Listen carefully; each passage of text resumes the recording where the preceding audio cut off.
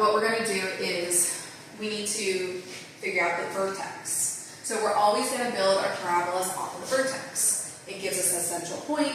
We start there, we work out from there. So, with this, as we're working through, let's start with this first one here. So our standard form.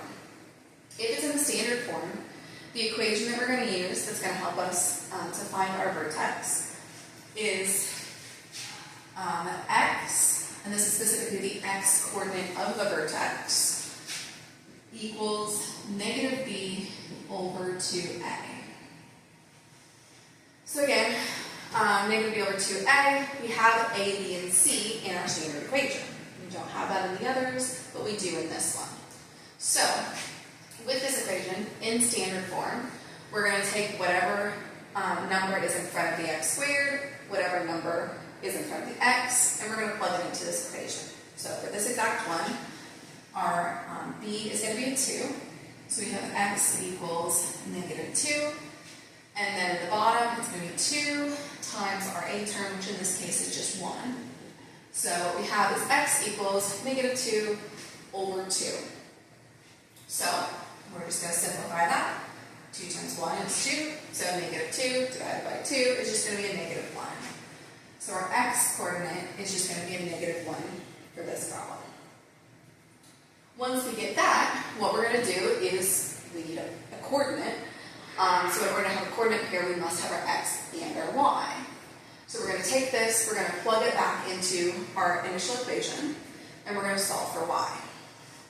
So what that's going to look like then is we have y equals a negative 1. We always plug things in parentheses, plus 2 times a negative 1 plus 3. So we can go ahead and solve that. We do negative 1 squared is just 1. And then 2 times negative 1 is going to be a negative 2. So we have 1 minus 2 plus 3. So 1 minus 2 is negative 1 plus 3 is 2. So this is going to give us a 2. So we know then that our y coordinate equals 2, and our x coordinate equals negative 1. So for this, our vertex is going to be a negative 1, comma 2. So what we can do now then is we can go ahead and we can take that point and we can plot it on our graph.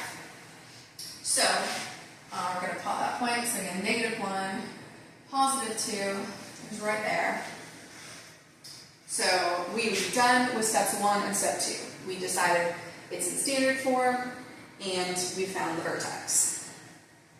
Once you find the vertex, you're going to move on to the following steps, which is going to be the same for all of the different forms. So I'll go ahead and explain it now, and then I'll go back and explain how to find the vertex for the other two. So once we have that vertex, we're going to create a table.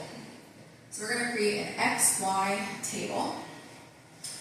And so what this table does is it's going to help us to figure out more points. So in order to know what this looks like, I know that it hits that point, but I don't know if it goes up or if it goes down or how wide it is. You can't necessarily tell, and you can tell if it opens up or down, but you can't tell the rest of it just by looking at it.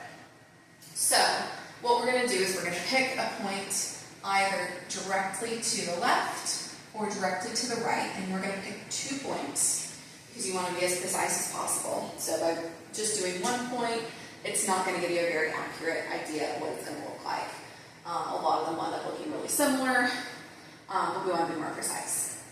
So if you do 2 points on a single side, then that will give you a better idea of what it looks like. So because we're starting at -1, I'm going to use 0 as one line. It's easy. If you can use 0, I recommend it. It makes things easier. And then I'm also going to do a +1.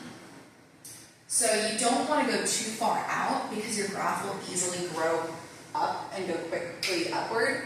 And so as it goes upward, it's going to go off your graph very quickly. So most of the time, you're not going to end up with a parabola that's just kind of hangs around and takes its time going had something like that, sure, you could graph a point, out here you could plug in 4, you could plug in 6, something like that, and still have it on your graph. But most of our graphs are going to go up pretty quickly. And so if you go too far out, away from that vertex, it's just going to be off the graph, and then it's not helpful to you. So we have our 2 points. We have our x-coordinate of 0 and our x-coordinate of 1. And what we're going to do with that is we're going to plug it into our equation here. Now I'm going to go ahead and get rid of this just so it's out of our way. But what we're doing here again is plugging 0 in to our equation here. So what that's going to look like is we have y equals 0 squared plus 2 times 0 plus 3. 0's make it easy, like I said, so 0 squared is 0, 2 times 0 is 0, so what this becomes is 3. So when we plugged in 0 for x, we got a 3 for our y. So we're just going to repeat that. We're going to do that again with our 1. So 1 squared is 1, and 2 times 1 is 2. 1 plus 2 is 3, plus 3 is 6. So you see we've already gotten quite high on the graph. It goes up to 10, so we do have some space to work with, but it's growing pretty quickly. So we're going to go ahead and plot those points. This is a coordinate pair, so we plot our x and our y together. So the point is 0, 3. When you're graphing, you are not going from your vertex to that point. It's a coordinate pair that starts at 0, 0. So yeah, 0, 3, and then 1, 6. And all we have from here is we have 1/2 of that parabola. So we need to figure out what the other half looks like. Well, good news is it's symmetrical. So what we have here in the middle is our axis of symmetry. And the axis of symmetry always goes through the vertex. So again, our vertex was -1, 2. So if we wanted to label that axis of symmetry, we would say that x equals -1. It's always going to be that x-coordinate of your vertex. It's the line that goes straight down the middle of our parabola, in this case at x equals -1. So what this allows us to do is, because it's our axis of symmetry, it means that we can reflect these points over to the other side. So we're going to have a point there, and then this one is going to reflect over here.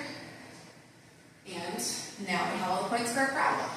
So we can go ahead and connect this and draw it right up like that. Of course, it's going to keep going.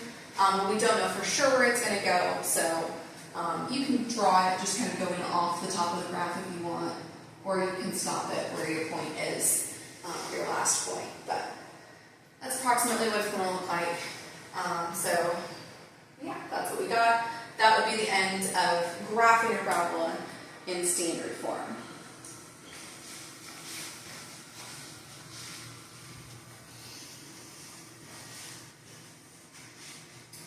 Alright, so once we have that, we have it graphed, we're going to talk about some of the aspects of that graph. So we just talked about the axis of symmetry. Again, that is the line that goes straight down the middle of it, always at the x-coordinate of the vertex. Some other things that they may ask you about are the domain and range. So thus far, we've only really talked about parabolas that open up or down. As a reminder, the reason it will open up versus down is because it's a positive equation. So this leading number here, the a term, is positive. If it was negative, it would open down. So we may see that with this vertex form one, where it starts with a -1. So that one is going to open down. If your a is negative, it opens down. If your a is positive, it opens up. So, so that is one aspect of it. We would say, if we're looking at it, this is the minima of our graph, versus if you had a parabola that's like this, the point at the top, the vertex, would be the maxima, because it's the highest point of that graph. So that might be another thing they ask is it a maxima or is it a minima? In this case, it's a minima. In the other case, it's a maxima. Going back to the domain and range. So domain is all of the x values of the graph. So